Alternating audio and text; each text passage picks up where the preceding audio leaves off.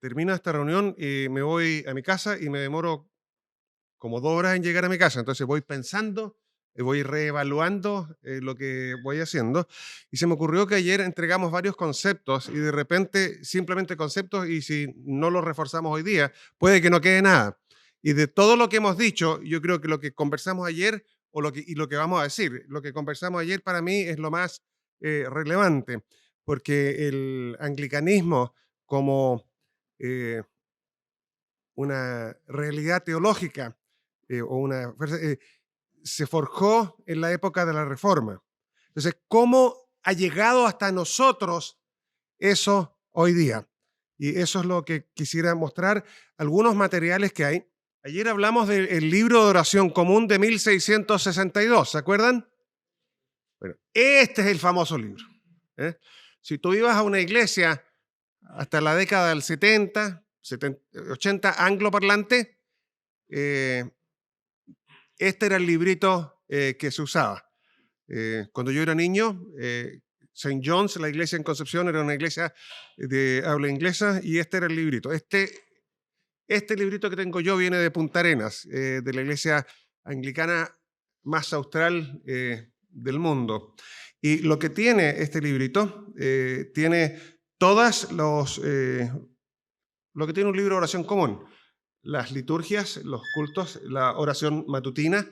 Y recuerden de que el objetivo de Cranmer al escribir este librito, al compilar todas las liturgias en este librito, era que todo el mundo, no solo el clero, sino que todo el mundo tuviera acceso a toda la liturgia. Y era participativa, porque aunque el pastor de la iglesia estuviera leyendo algo, tú lo podías leer. Y entonces tenías eh, mayor control de lo que estaba sucediendo. Y era en tu idioma.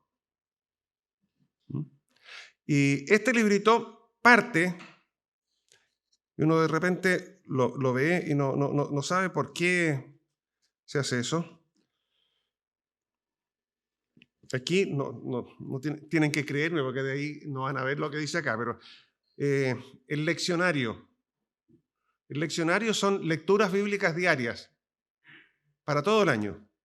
Y en el periodo, ahí sigue el leccionario, en el periodo de un año, tú leías toda la Biblia y algunas secciones de la Biblia, como los salmos y los evangelios, eran leídos más de una vez en el año. Entonces, ¿cuál era el objetivo de los reformadores ingleses?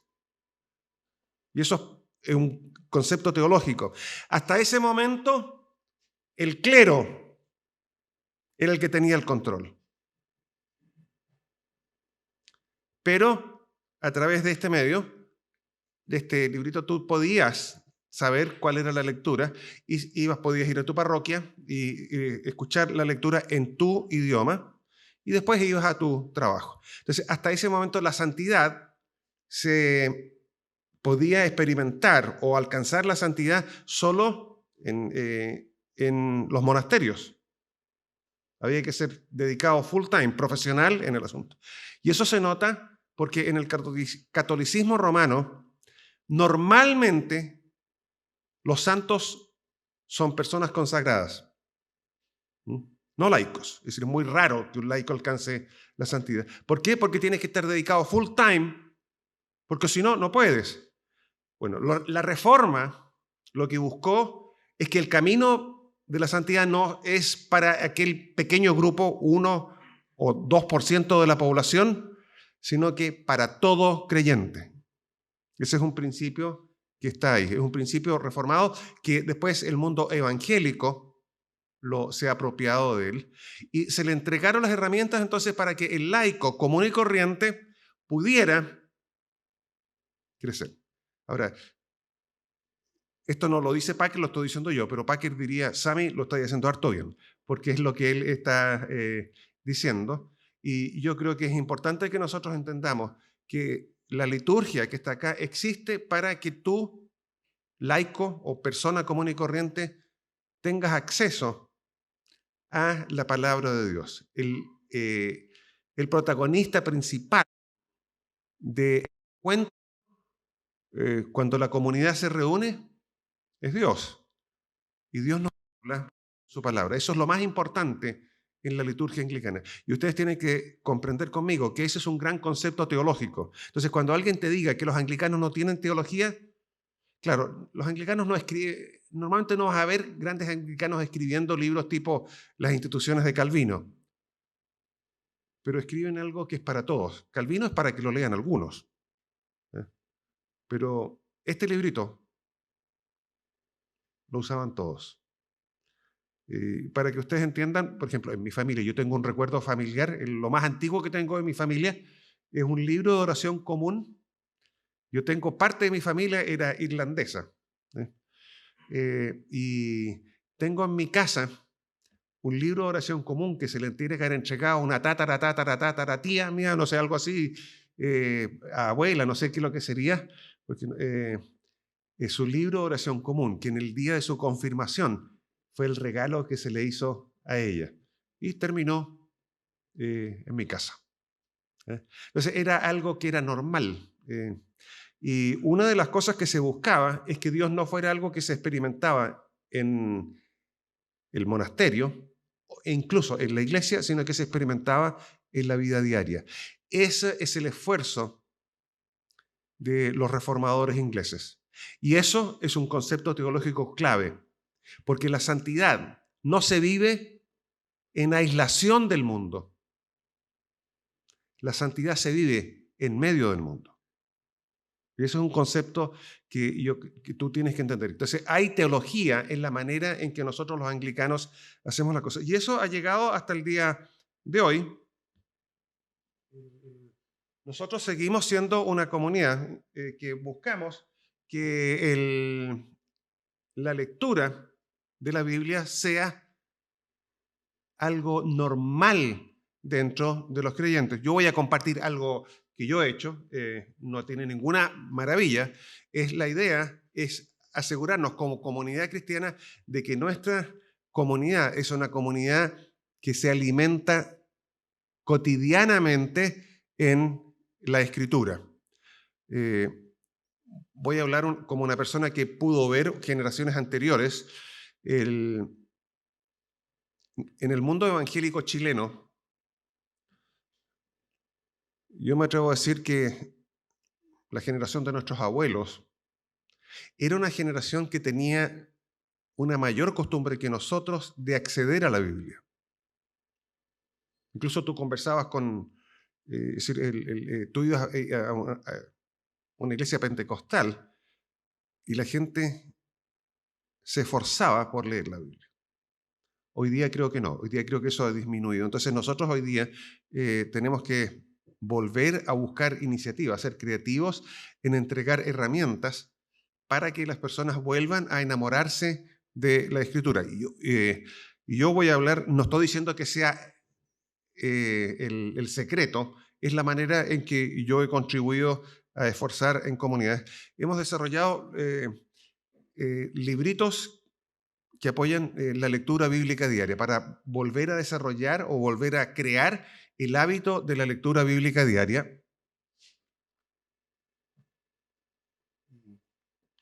Traje algunos. A mí me encanta decir, esto es como mi hobby. Entonces, yo estoy pensando qué portales voy a poner, me relajo en eso. Y lo que hago es que, por ejemplo, este es el libro de Ruth, que está hecho para leerlo en un mes. Entonces lo leemos cortito, lo leímos cortito, y tú tienes este librito, pues lo compartimos también en forma electrónica. Entonces tú tienes aquí preguntas, tienes la lectura. Esto es lo más importante, la lectura. Pero para ayudar a las personas, algunas preguntas que permiten que la persona entienda de qué se trata, algo que les haga pensar y después ideas para la oración.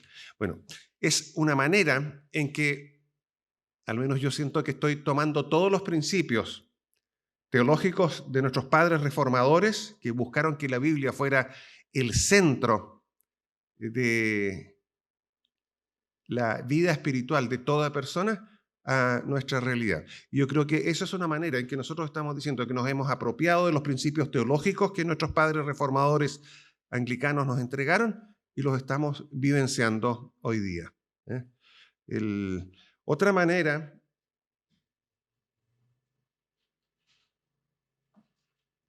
que al menos no estoy diciendo que yo sea el que encontré el secreto, yo simplemente estoy compartiendo lo que hizo.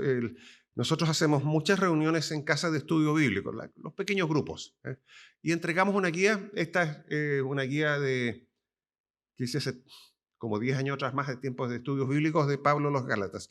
Y yo lo que me doy cuenta es que no comparto nunca conceptos teológicos. Lo que estoy buscando es que la gente se acostumbre a leer la Biblia. Entonces, porque uno de los problemas que tenemos, no sé si en otras partes, pero en Chile, es el bajísimo nivel de comprensión lectora. Entonces tú tienes que decirle, ¿de qué color es el caballo blanco de Napoleón? Porque la gente de repente no capta eso. Entonces hago preguntas de eso y después voy haciendo algunas preguntas para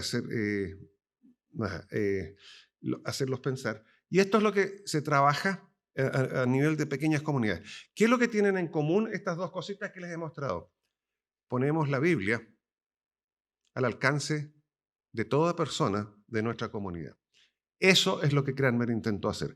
Cranmer intentó evangelizar a todo el país por medio de la lectura de la Escritura.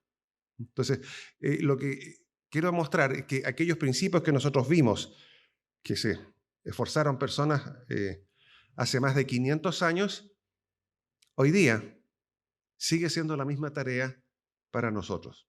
Y lo que tú vas a tener que hacer en tu comunidad, si Dios te da la gracia de servir a una comunidad, es hacerte que tu comunidad se encuentre con Dios a través del medio que Dios ha escogido para revelarse, que es la Escritura. Entonces, es importante eso. Y ayer hablamos quería mostrarle las homilías. Bueno, este es el libro de las homilías anglicanas. Entonces, no pensemos que son cositas chicas. Un libro tiene casi 450 páginas. Entonces, estas son las homilías. Y el primer libro es como debe ser un tercio del libro. Las primeras homilías eran más cortas que son dos libros, el primer libro de las homilías y el segundo libro de las homilías. El primer libro, las homilías eran más cortas, el segundo son mucho más largas. Y las primeras entonces ahí encuentras la homilía de Cranmer por la Escritura y puedes ver la teología que Cranmer intenta compartir. Entonces, él no escribió un libro de teología sistemática, porque él fue sobre todo un pastor. Entonces, pero escribió un sermón, un sermón que entrega teología. También él intentó que todo el mundo en Inglaterra comprendiera el elemento central de la reforma, que es la justificación por la fe. Y eso es tan importante que Cranmer escribe eso en 3 sermones. El sermón 3, 4 y 5. Y es el único sermón, el único libro de las homilías mencionado por nombre en los 39 artículos. Cuando habla de la justificación por la fe, dice, si tú quieres entender el artículo que tiene que ver con la justificación por la fe en los 39 artículos es bastante corto. Pero dice, si tú quieres saber más, anda y lee la homilía de la salvación. Entonces, y si tú lees las homilías, Cranmer hace 2 cosas, y que tiene mucho que ver con los principios que ya hemos conversado.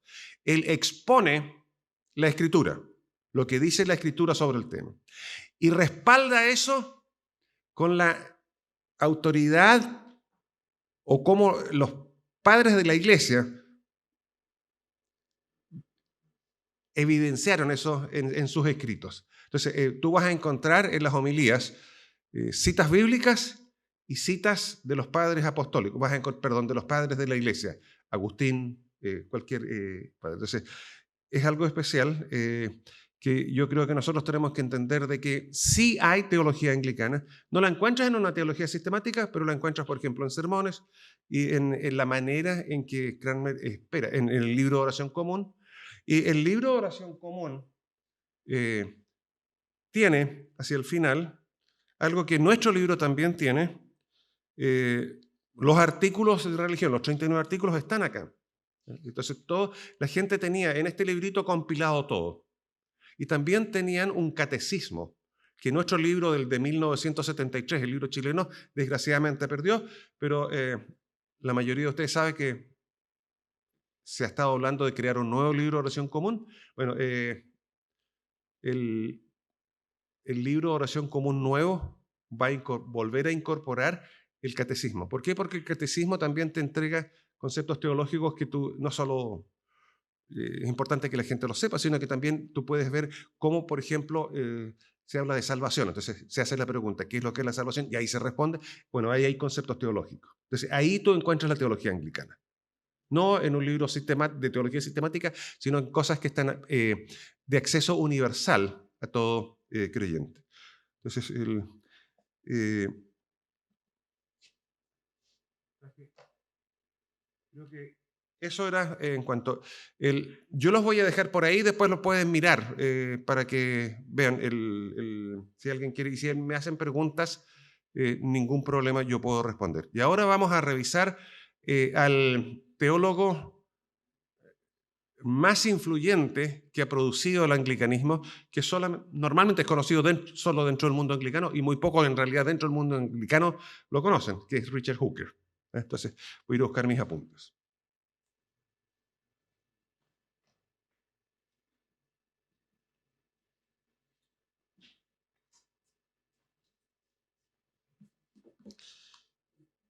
Richard Hooker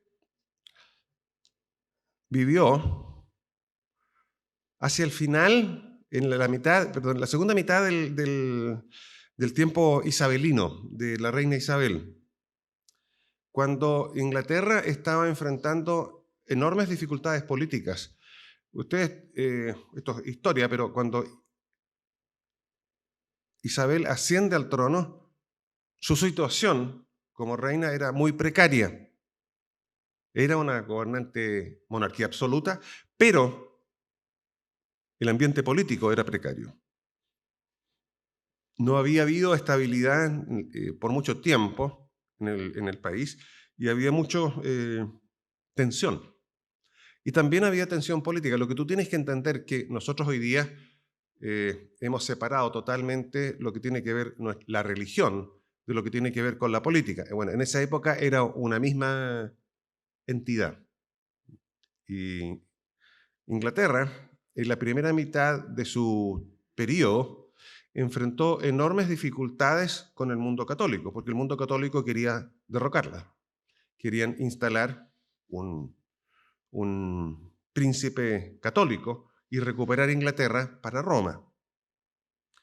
Entonces, la primera mitad del gobierno de Isabel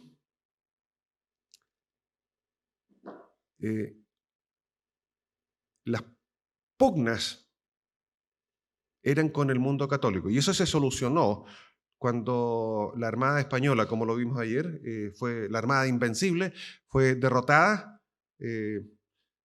Y ahí ya la posibilidad de una invasión católica romana a Inglaterra se acabó. Y de ahí en adelante Isabel comienza a enfrentar la otra dificultad que tenía, que es el mundo reformado radical.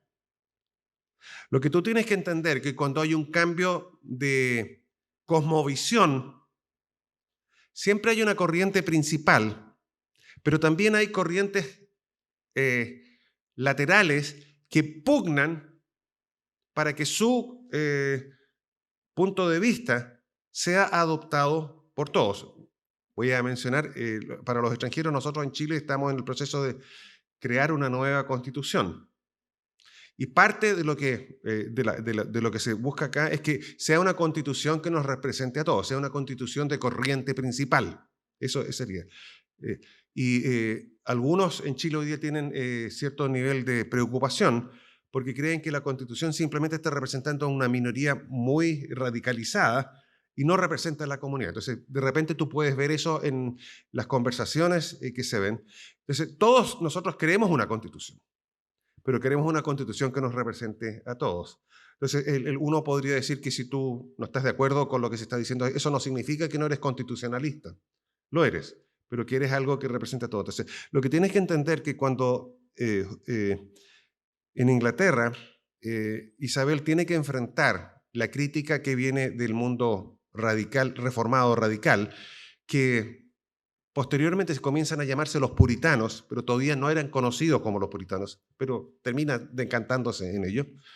Ellos eran un grupo minoritario, muy radical, que no solo querían cambios teológicos, sino que querían cambios políticos.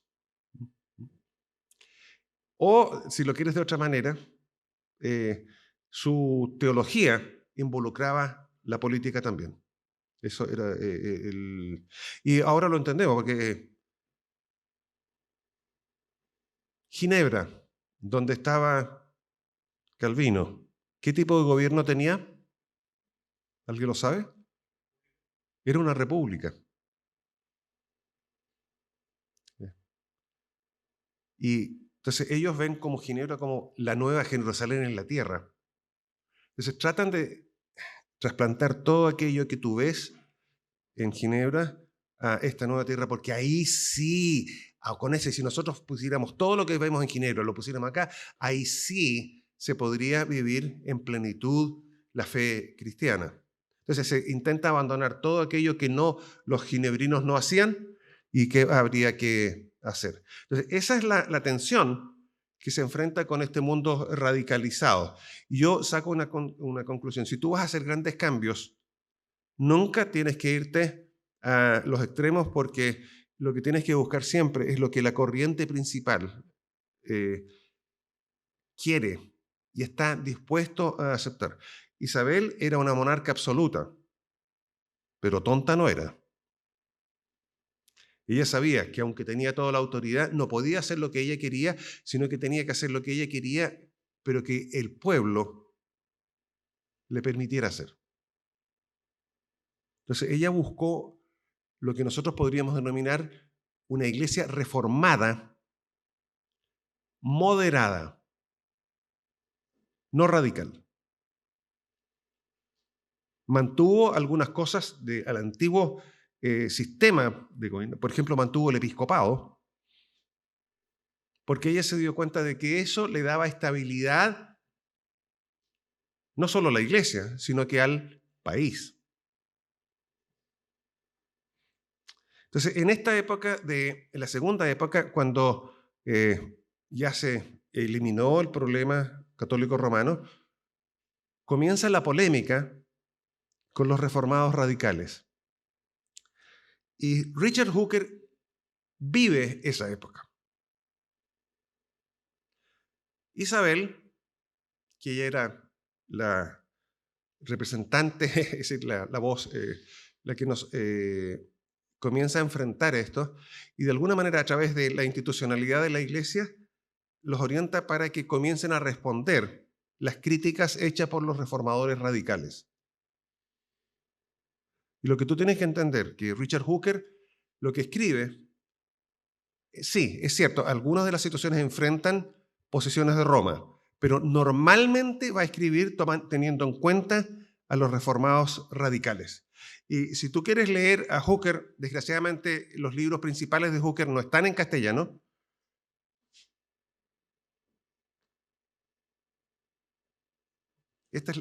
Su obra se resume en 2 libros como este.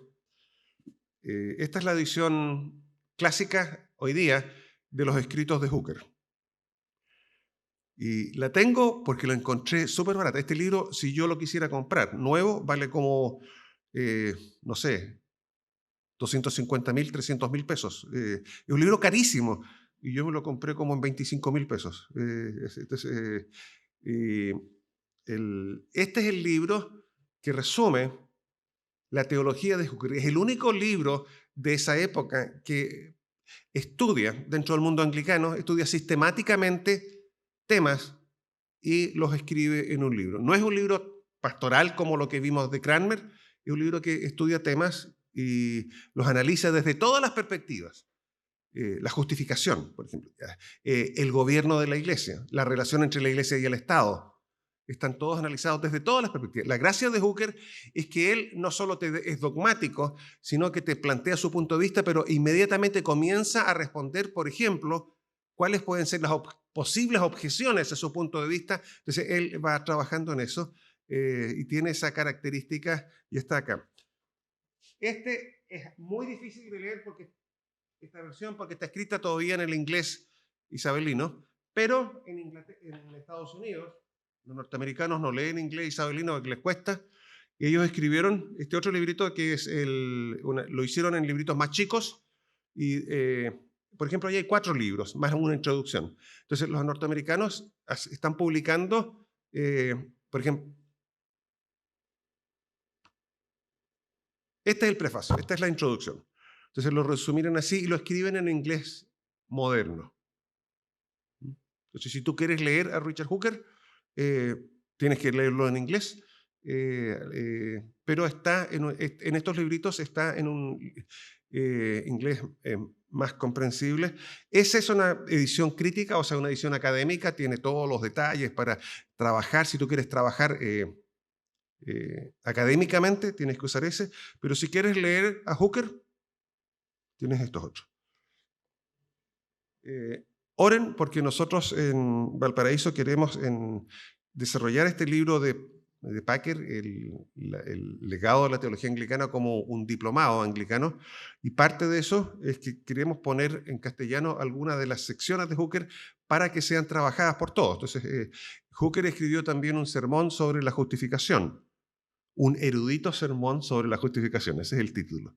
Y entonces el proyecto que nosotros tenemos es traducirlo para que quienes hacen el curso sobre pensamiento anglicano no solo se les explique, lean el libro de Packer, sino que vayan a una fuente primaria, lean a Hooker directamente en un documento escrito por él, y lo que pensamos es trabajar en la justificación y probablemente también vamos a trabajar en la introducción del libro para que uno tenga trabajo. No van a ser libros académicos. El objetivo es un libro que sea comprendido y entendido por todos. Más adelante otra generación va a tener que tomar ese trabajo y escribir un libro académico con todas las notas al pie de página que un libro académico tiene. ¿Por qué Hooker es tan importante? Porque Hooker,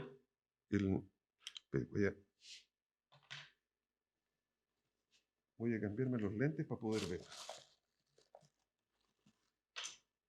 Como digo, Hooker es el que sistematizó el pensamiento anglicano. Y Hooker lo que hizo fue poner en papel toda la polémica que se estaba escribiendo. Debo decir que hubo una polémica previa a Hooker. Hooker existió en el último cuarto de los 1500, pero la polémica viene de antes, y antes estaba siendo enfrentada por otras personas que normalmente era el arzobispo Canterbury el que escribía. Y normalmente lo que tenemos que decir es que la corriente principal en las polémicas ganó el debate. Los reformados radicales normalmente perdieron sus batallas, pero hay que reconocerles que tenían una característica: eran persistentes, les daban duro, perdían todo, pero seguían igual. Entonces, y Hooker, entonces la idea es ahora escribamos algo que por fin los deje callados, o por lo menos entregue herramientas, y eso es lo que Hooker produce. Algo que toma todas las críticas del mundo radical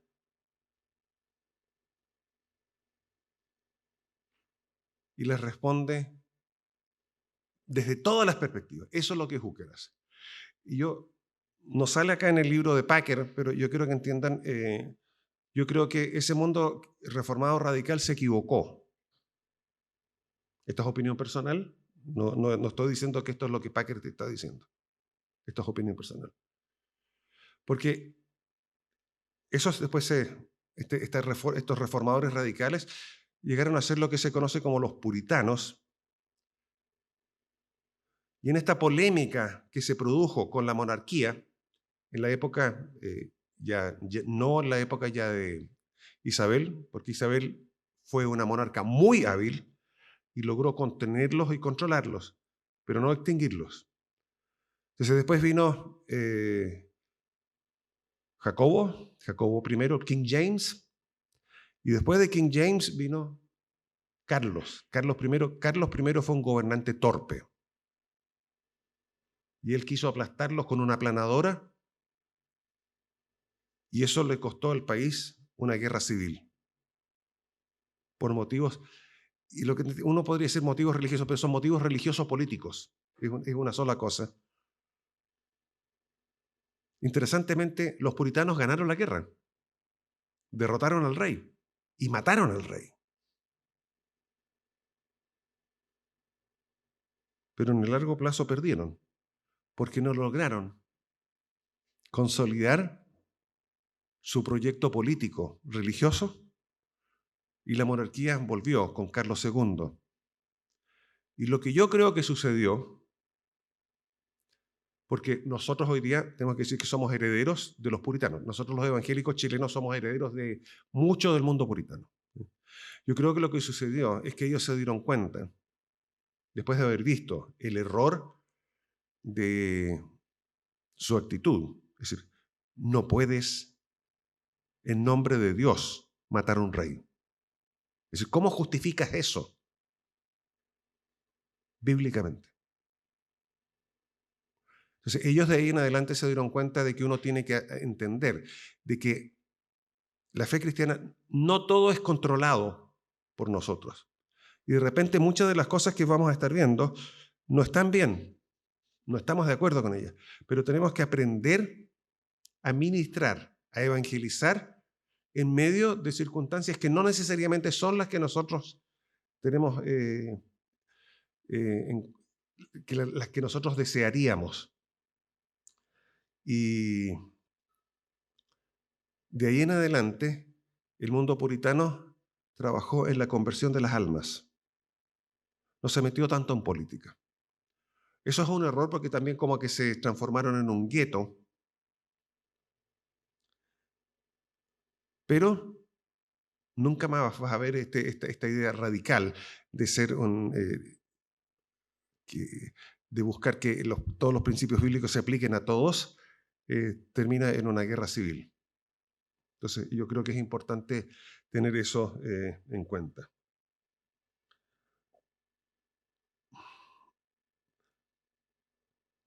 Si tú lees el libro de Packer, cuando analiza Hooker, dice Hooker era un tipo que escribía, pero maravillosamente hablando. Bueno, Packer es heredero de una educación clásica. Entonces, él estaba acostumbrado a leer. Si tú lees a Hooker en la edición académica, te va a costar mucho leerlo, porque es un lenguaje no acostumbrado ni siquiera para los angloparlantes nativos. Entonces, por eso es que los ingleses tuvieron que crear esta versión para poder comprenderlo hoy día.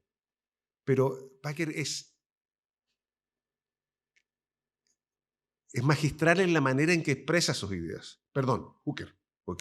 Y Packer se deleita en eso porque él se formó para poder tener esa comprensión en ese tipo de lectura. Él escribió un tratado que analiza puntos y lo escribe de todos los lados, eso ya lo estuvimos viendo, y lo escribe en polémica.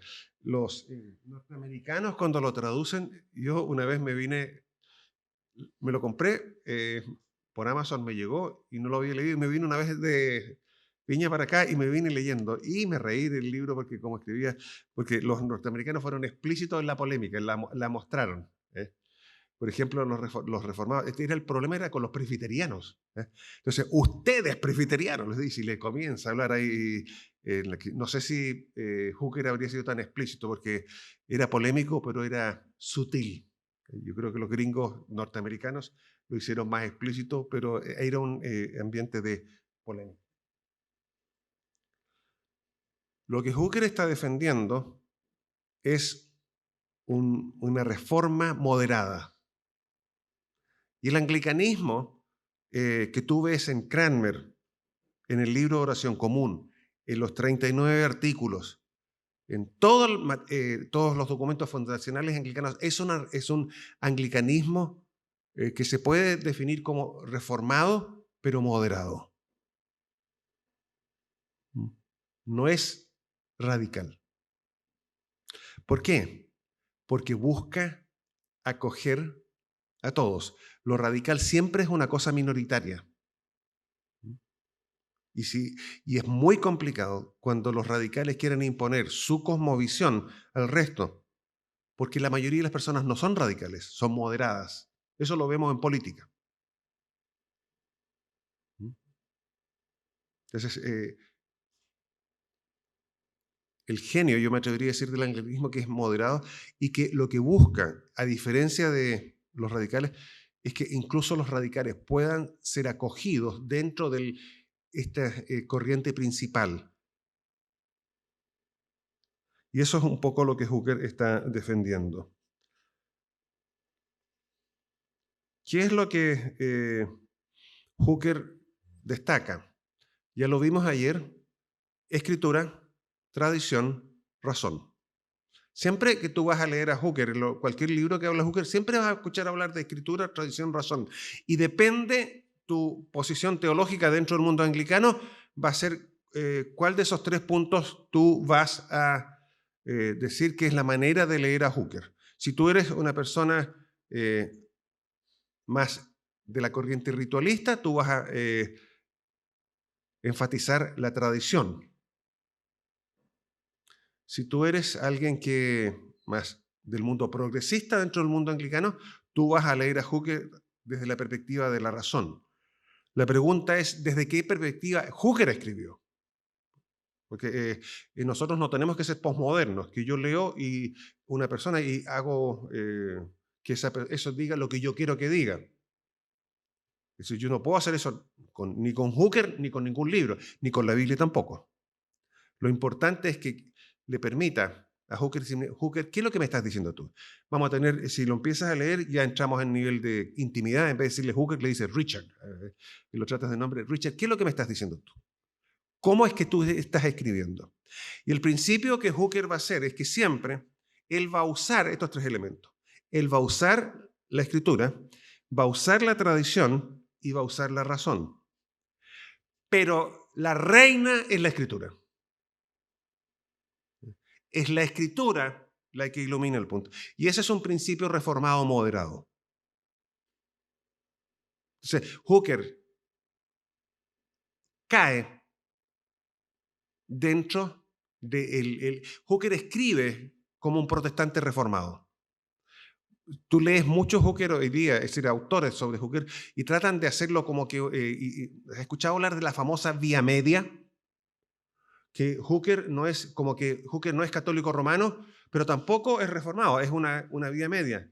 Eso, si tú lees a Hooker empáticamente con Hooker y en el contexto que los 39 artículos, el libro de oración común y todo lo que conversamos hace un ratito atrás le entregan, tú te das cuenta que Hooker no es vía media, Hooker es un reformado, pero moderado. Y esa es la manera, es que tú debes leer a Hooker si realmente quieres sacarle todo el jugo o toda la riqueza que Hooker tiene. Si tú lo tratas de hacer, un engendro que no es ni católico romano ni reformado, el anglicanismo no es una tercera vía. El anglicanismo reformado, el anglicanismo del libro de oración común, el anglicanismo de los 39 artículos se planta firmemente en el campo reformado, pero moderado.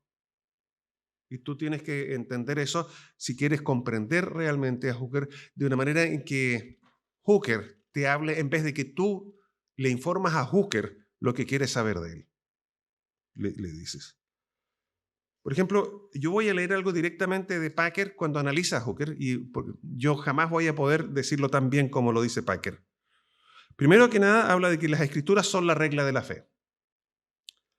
La suficiencia de las escrituras y el carácter divinamente inspirado por Dios de las escrituras para enseñarnos todo lo que necesitamos saber para la vida cristiana y la salvación. Ese es el principio que parte. En los evangelios y las epístolas, por ejemplo, ¿qué encuentran? Descubrimos que Jesús y los apóstoles consideraban a las escrituras como la palabra de Dios escrita. Apelaron al Antiguo Testamento como su autoridad final.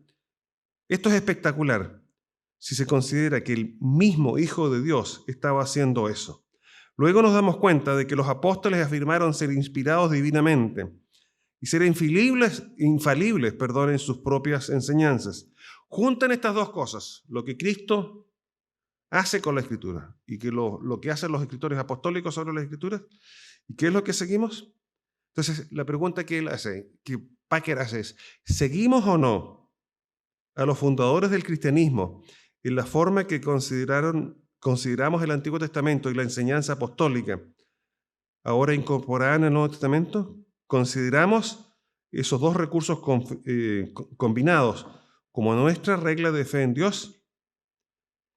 Y Packer se responde a sí mismo diciendo, parece que deberíamos hacerlo. Es una inferencia irresistible. Y después agrega, eso es lo que dice Hooker. Y Packer es una persona infinitamente más sofisticada que yo en su teología y en su perspicacia y en su conocimiento de Hooker. Y si Packer logra descubrir eso en la enseñanza de Hooker, yo en Packer confío. Yo les animo a ustedes, Packer es uno de esos, yo diría que de los teólogos que el anglicanismo ha producido este último tiempo, es el más teológico, si lo podemos llamar así, y él logra leer adecuadamente a Hooker. Yo creo que eso es lo importante. Entonces, Hooker parte entendiendo la fe cristiana desde la perspectiva de la Escritura. Explica cuidadosamente Hooker que estamos hablando de esta forma de todas las cosas necesarias para la salvación, cosas que no podrían fácilmente ser conocidas a la luz de un discurso natural y cosas que es necesario saber para que podamos ser salvos, pero conocidas con presuposición de conocimiento acerca de ciertos principios. El principio es que la perspicacia la encontramos en la Escritura. La manera de entender la realidad está en las Escrituras. Hooker dice que las Escrituras nos presentan todos los deberes que Dios requiere de nuestras manos como necesarios para la salvación. Esa es la manera en que Hooker enfrenta los grandes temas. Entonces, él habla de la centralidad de la Escritura, por un lado. Habla de otras cosas, de la Iglesia, pero aquí estamos viendo más asuntos más teológicos. Después habla de la justificación. Dedica mucho tiempo a la justificación. Tanto en su libro principal, que es este, y también en su discurso erudito sobre la justificación. Si tú quieres leer, tendrías que leer ambos elementos. Y lo que vas a encontrar ahí es que él argumenta la posición bíblica sobre la justificación. Y voy a leer lo que Packer dice sobre el tema. Dice, la doctrina central de la predicación reformadora es la doctrina de la justificación por medio de la fe mediante la imputación de la justicia de otro, es decir, la justicia de Cristo. La justicia realizada por su perfecta obediencia al Padre durante su vida encarnada, la justicia que culmina en su obediencia hasta la muerte, incluso muerte de cruz. Esa es la doctrina central de la Reforma, según Packer. Lo encontramos, y después agrega, eso lo encontramos mejor expresado en Hooker que en cualquier otro reformador inglés. Hooker hizo hincapié, sigo leyendo a Packer, en decir que toda nuestra salvación, toda nuestra vida nueva, toda la vida del cristiano, toda la vida de la iglesia está en Cristo, en unión con Cristo. La unión con Cristo es una realidad a través de la fe, desde el lado humano. La unión con Cristo es vivificante desde el lado divino. Entonces,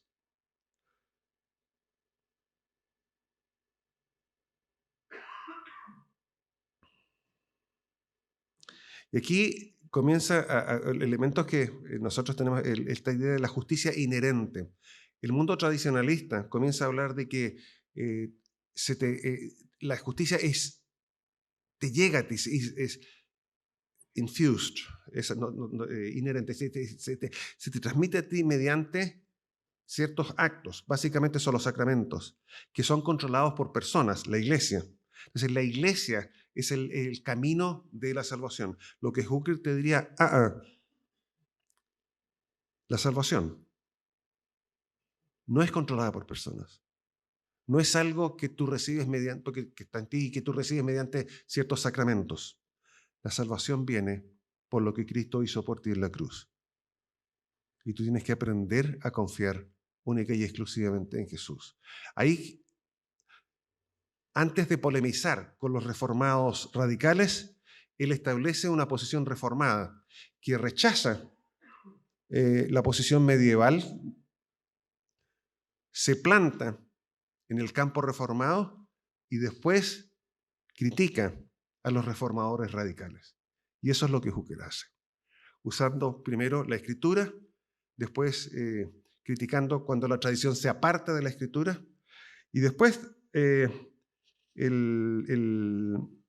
si tú quieres leer sobre el tema de la justificación en Hooker, hay un libro de Alister McGrath, que es un teólogo anglicano evangélico contemporáneo, que escribió un libro, su gran libro, es no me acuerdo el título, pero tiene que ver con las justificaciones. Si tú te metes a Amazon, pones Alister McGrath y justificación y te va a aparecer el libro. Y ahí tiene un capítulo entero en que McGrath analiza a Hooker y expresa lo que Packer dice aquí en unas cuantas líneas, él lo expresa en un capítulo entero. Entonces ahí tendrías esa posición. Y la posición de McGrath y la de Packer son coherentes porque ambos parten desde la misma perspectiva. Son anglicanos reformados, protestantes reformados evangélicos. Entonces, lo explican de una manera que se aplica. ¿Qué otra cosa hace Hooker? Ya hemos visto que él parte con la centralidad de la Escritura y la tradición, cuando la tradición intenta apartar la centralidad de la Escritura, poniéndose ahí como al centro, diciendo que la tradición es la que tiene el control del asunto, porque cuando se dice que los sacramentos son los que nos infunden Escritura, que entre paréntesis es lo que todavía tú encuentras, yo no sé, el mundo católico romano es bien especial, porque su teología oficial dice una cosa, pero su teología práctica, lo que tú ves día a día, dice a veces otra cosa. Entonces uno nunca sabe con qué te estás encontrando. Pero la teología práctica es que tú entras a la vida cristiana mediante el sacramento del bautismo. A mí una vez una persona se me acercó porque quería bautizar a su hijo. Y era una persona que usó un concepto católico. Me dijo, yo le pregunté, ¿y por qué quieres bautizar a tu hijo? Y ella me dijo, porque está moro. ¿Ustedes conocían ese concepto? Viene de la época de la Reconquista española. El concepto es pagano. Entonces, lo bautizamos y mágicamente el bautismo te otorga carácter. Bueno, entonces eso es cultural. En Chile existe todavía. Entonces, Hooker dice, no, esa es una manera inadecuada, incorrecta de entender la tradición y de entender los sacramentos porque le quita el protagonismo que la Escritura quiere darle a Cristo en el proceso de salvación y se lo otorga a la institución, que es la iglesia. Entonces, él ya enfrenta ese tema. Y el tercer punto es cómo se explica todo esto. Y ahí entra Hooker en el concepto de la razón. Y cuando Hooker está hablando de la razón, porque él habla de la razón, lo primero que dice, la Escritura es la palabra autorizada de Dios. Y la razón es todo aquello dado por Dios que te permite a ti comprender adecuadamente el mensaje que Dios te da.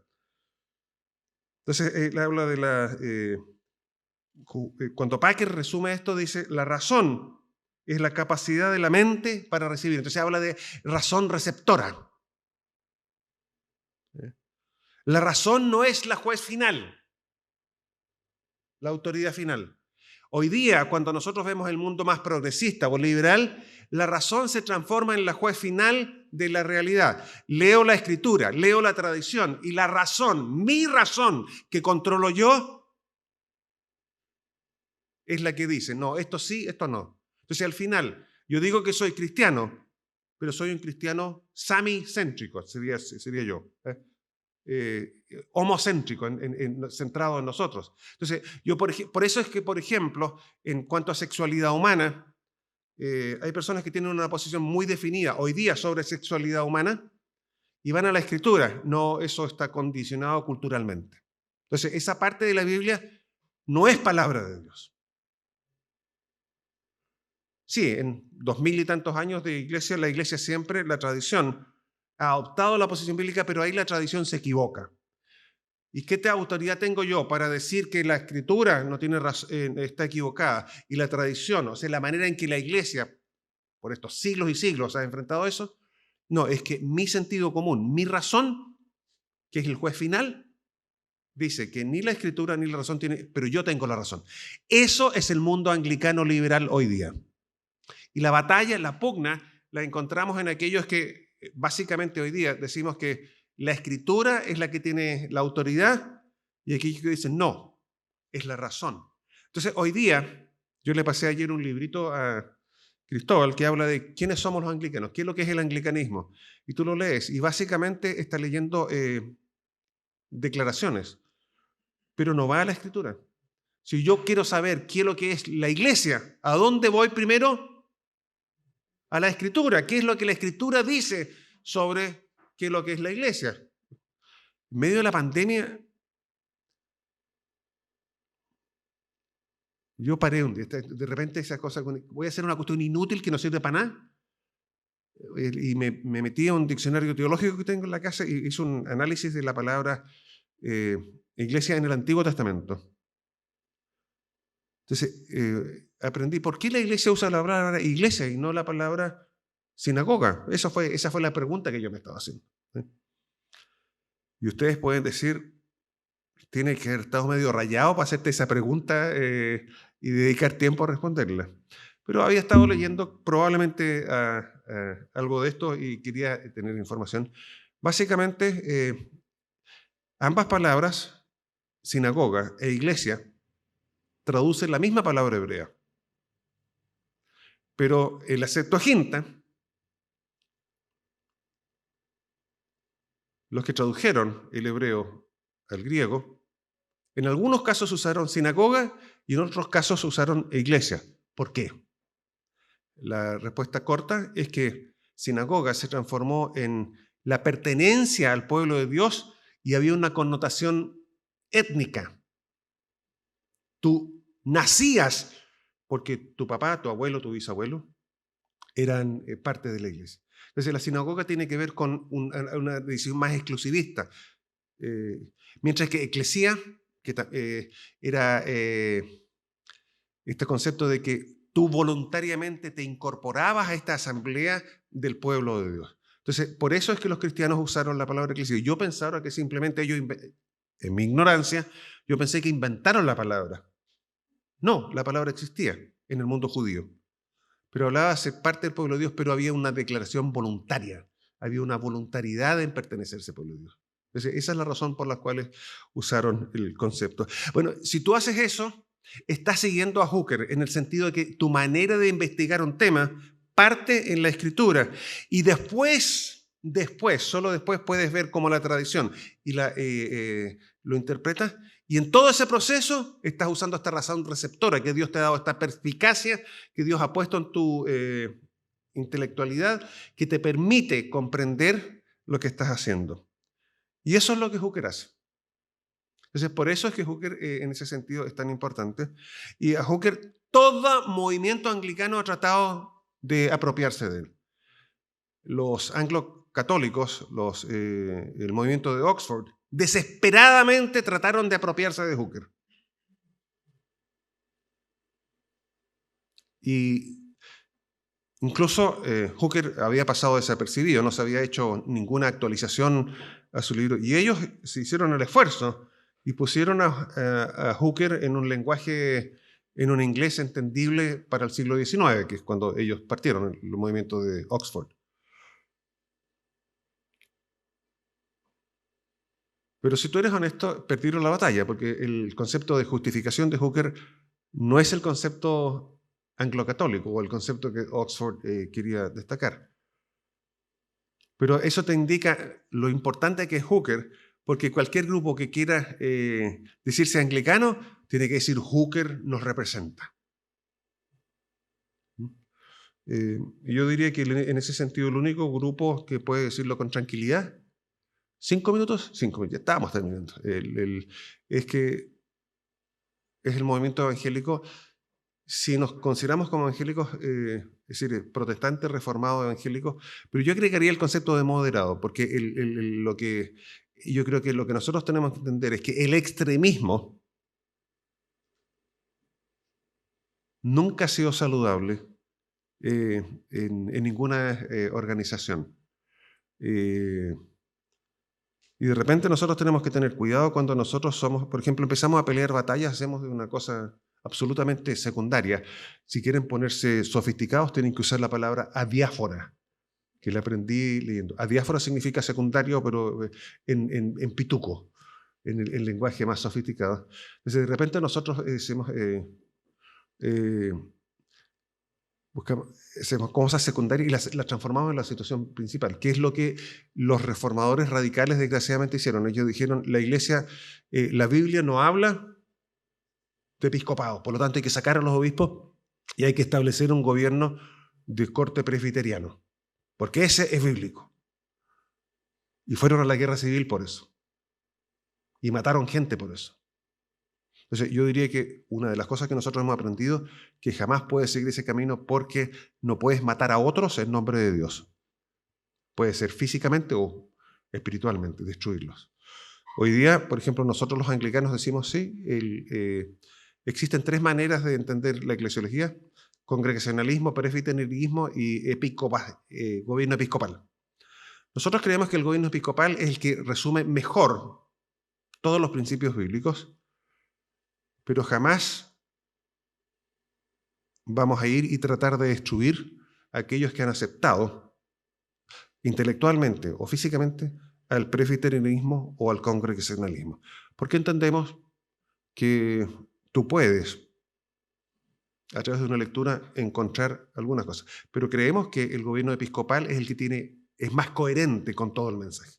Y esa es nuestra actitud.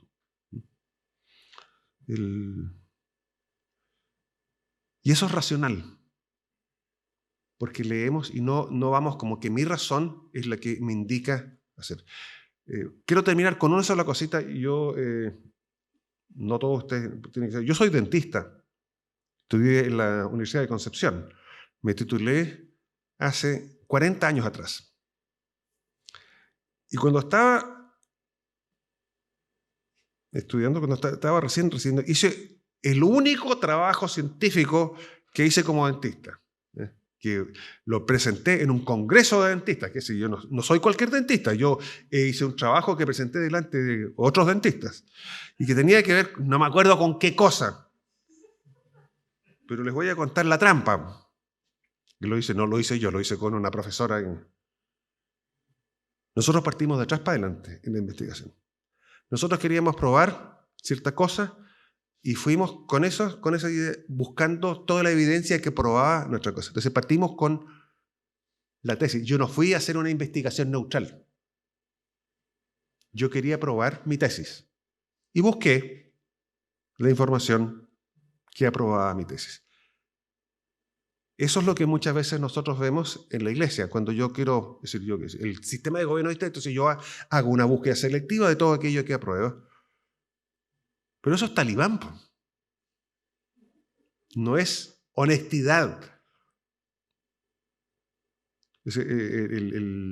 Tengamos cuidado de partir con la conclusión y de ir construir para atrás todo el proceso, porque eso no honra a Dios y eso no toma en cuenta el mensaje de la Escritura y eso no es el modelo anglicano. A la luz de lo que Hooker nos dice y a la luz de lo que la experiencia de la tradición anglicana nos ha mostrado. Aquellos que se han apartado, sí lo hacen. Yo creo que ese es el modelo liberal y creo que ese es el modelo que desgraciadamente siguieron también los ritualistas. No seamos arrogantes como anglicanos, pensar evangélicos, que nuestro modelo es mejor. Podemos ir a interactuar con los demás con humildad. Porque si hay algo que destruye el corazón, es la arrogancia. Y los presbiterianos de la época de Hooker fueron arrogantes porque pensaron que su sistema era mejor y terminaron matando a un rey. Y eso no honra a Dios.